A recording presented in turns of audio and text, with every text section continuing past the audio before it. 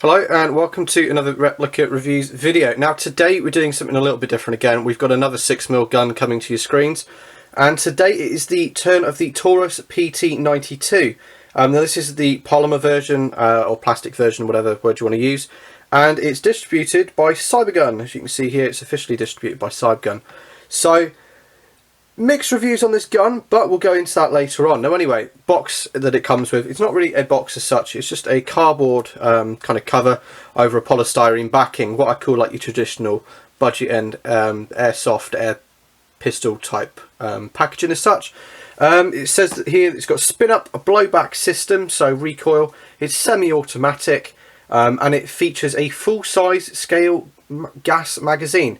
Now I thought that was a little bit weird. It's the first packaging I've ever come across that tells me that it comes with a magazine, but we'll go with it. And a couple of bits and pieces on the bottom, just power output, weight, etc. For anybody that's interested and can't really see this unfortunately on the screen, it only weighs 780 grams, obviously being a plastic gun. There's not much to it. So anyway, we'll get the box open and we'll have a look. Now the one downside I hate about this packaging is that it sounds like you're strangling a mouse every time you open the box. But anyway, on the inside here, just a couple of basic bits and pieces. How to thread a silencer onto it. It'll be quite interesting to see in a minute if it's got the version that can actually... Oh no, there we go. It says if it comes with. That's a shame. And just some basic bits and pieces. No shooting people. And don't eat them. Apparently you can't eat BBs, guys. So sorry about that. Whoa. A lot of red caution stuff. Quite a lot of caution, so basically safe. Again, no shooting children in the face, no shooting angry bins. That's a bit strange, but anyway. And some basic magazine operation, how to fill it up with gas, how to use the speed loader, which is included. That's quite nice. But anyway, how to use the speed loader, how to use the magazine, release catch, and then how to cock it here. All pretty straightforward stuff. Done on the budget end of things, I'd say. Shame it doesn't come with the silencer adapter. That'd be quite cool. For anybody that's into kind of the tactical look, that'd be quite a nice feature. So obviously it comes with some basic BBs. Not too many there.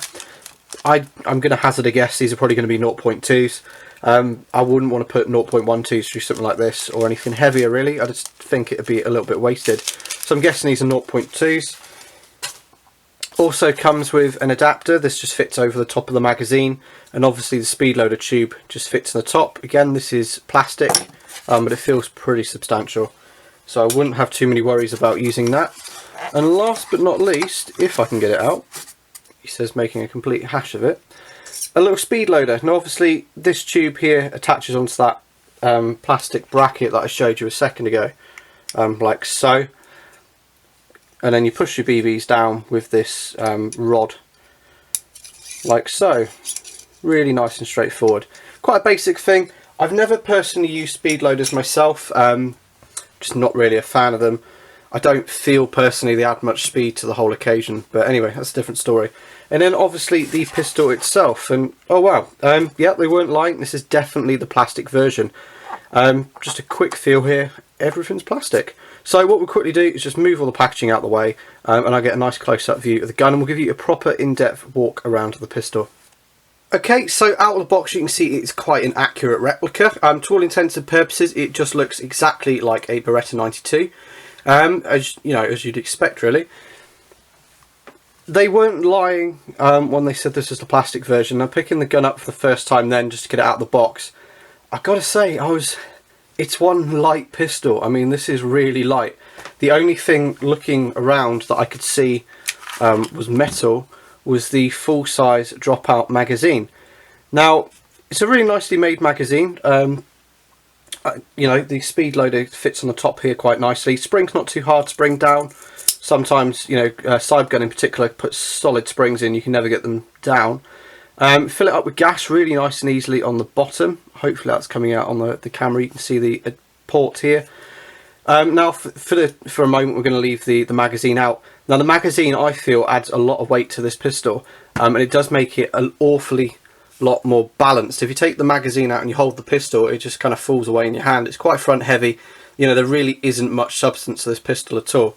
So I'll quickly move this out of the way just to keep it out, make my life a little bit easier. And as you can see, the main frame here is all plastic.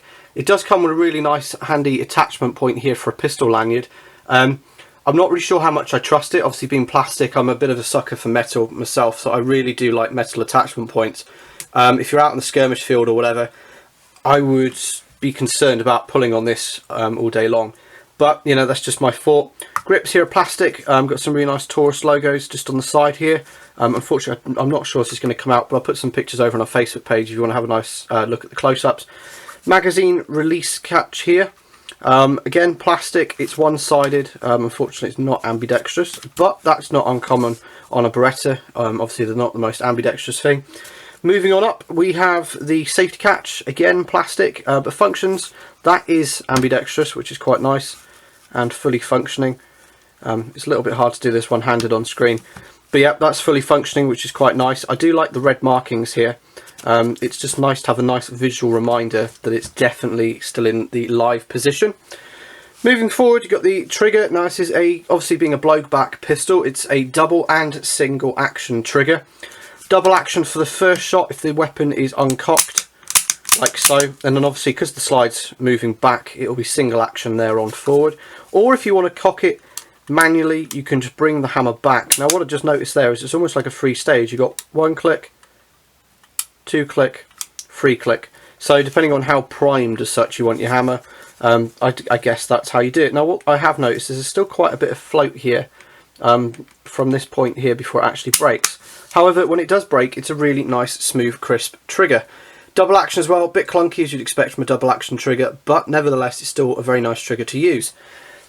As features go on this side, the slide release catch, that's fully functioning. Again, that's plastic unfortunately, but it still functions, Exhibit A. The takedown lever as well, that functions, we'll cover that in another video. I'll do a full field strip and reassembly of this pistol.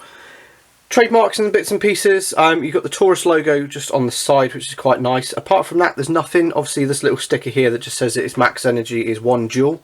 Obviously being an airsoft pistol, can't really go too much over a joule because you'll end up going through people rather than just hitting them. So that comes off, that's just a little sticker. Flipping it over, again you've got the Taurus logos on the grips here.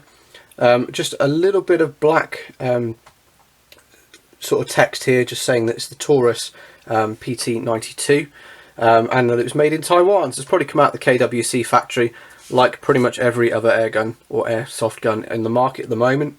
A little serial number on the front, obviously the button here for the takedown, again that is plastic, and I'm not sure if it's going to come out on screen, but you can just hopefully see PT92AF on the front there. With caliber or cal 6mm underneath, which is quite nice and pretty straightforward. Now overall it's a very, very light gun, and here is my dilemma. Okay, so my main issue with this gun is not the build quality as such, because you know at the end of the day it is what it is. If you buy the plastic version, then you're going to expect a lightweight pistol. In the field this might lighten the load on your webbing or your holsters, whatever, but I'm not really sure how well it'll last. If you're just after something for plinking, great, get this one. It's quite nice. But here is my major issue. This gun retails for $99.95, which isn't too bad in the grand scheme of things. Air pistols, airsoft guns, they can get very expensive. You can look at certain Umarex products, for example, and you're looking at sort of 170, 180 quid for a pistol.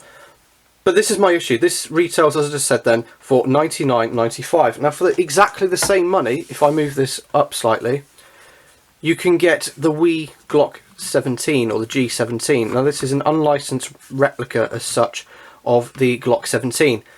Now for me, the trigger's spot on, frame's perfect, the slide is metal, all of the internals are metal, bits and pieces on the side again are all metal, and the magazine again, it's full size dropout magazine, is metal. Now, this gun retails for $99.95, exactly the same amount as this Taurus. So, my question is, if you were looking for specifically a budget pistol, I think you'd probably end up overlooking this and getting something a lot more high quality, such as the Wii. If you look at it from a different angle and you specifically want a Beretta replica, Obviously, if you're only going to be using this one for plinking rather than actual kind of airsoft skirmishing, again, cost £100 near enough, dead on. For 30 quid more, you can have the Swiss Arms P92. Now, in all intents and purposes, hopefully if I can get both of these on screen, they are exactly the same pistol. Near enough, give or take a few little minor details. This is a full-size, full-metal blowback pistol. It kicks like a donkey, obviously a full-size dropout magazine. Only difference with this is the P92 here that you see in front is a 4.5mm air pistol. And obviously if you're going to be plinking, you might as well buy one of these. Because for 30 quid more, you're getting an awful lot more gun. Every last part on here that you can imagine being metal is metal. So I think the Taurus is in a very confused place. Obviously, it's a really nice gun. It's a nice replica. It's been made nicely. Finish and everything is absolutely spot on. But if you had the money, surely, you know, there's other variants. I think if this was priced a little bit lower, you know, maybe more towards the £60–70 mark, sort of a more budget starter pistol as such, I think this would have more appeal. Now, it's a real shame. You know, I didn't really want to go into this and slate it as such, but for me, I just don't understand this pistol's purpose. And I think for that reason, you know, it's going to be one that I overlook.